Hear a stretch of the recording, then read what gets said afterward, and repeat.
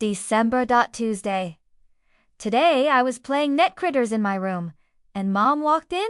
She watched for a while, then asked what I was doing in the game. I explained that I was watching my Chihuahua watch TV, because if your virtual pet watches at least 2 hours of commercials a day, it makes him happy, and you get 20 bonus tokens. Then I asked Mom if she wouldn't mind spotting me $10 because the Net Critters store just started carrying trampoline shoes, and I was pretty sure Gregory's little friend would really like to have them.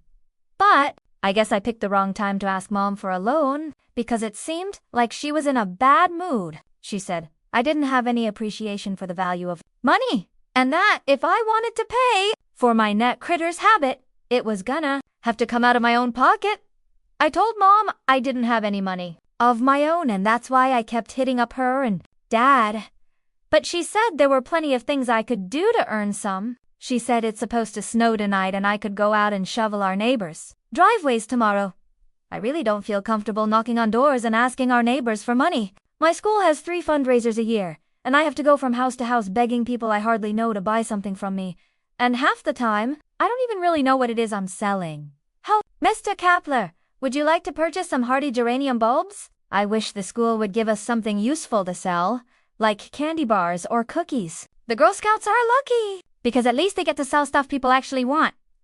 The way the system works with these fundraisers is that us students do all the work and the school gives us these junky prizes as rewards. One time I sold $20 worth of gourmet coffee beans, and all I got was a cheap yo-yo that broke before I even got off school property.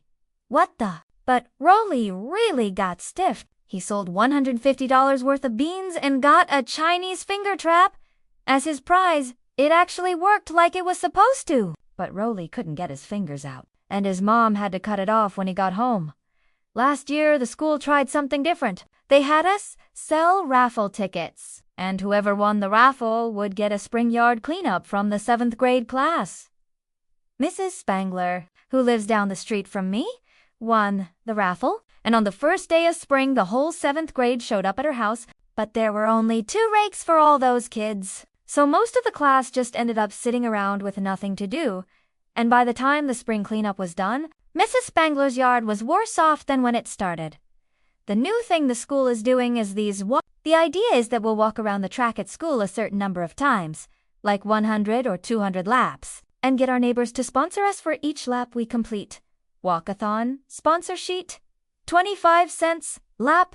Can understand asking someone to pay for seeds or coffee beans or whatever. But I don't know what kind of person gets pleasure out of having some kid walk around a football field a couple 100 times. The reason the school put on the walkathon in September was so they could pay for a billboard near the town park.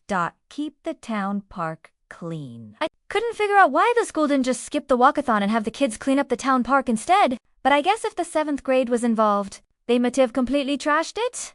I've done the math, and I've figured out that each grown-up on my street gives me an average of $23 a year for school fundraisers. I should just invite all the neighbors to my house once a year and tell them to bring me the $23 in cash, because it sure would save everyone a lot of pain and anguish.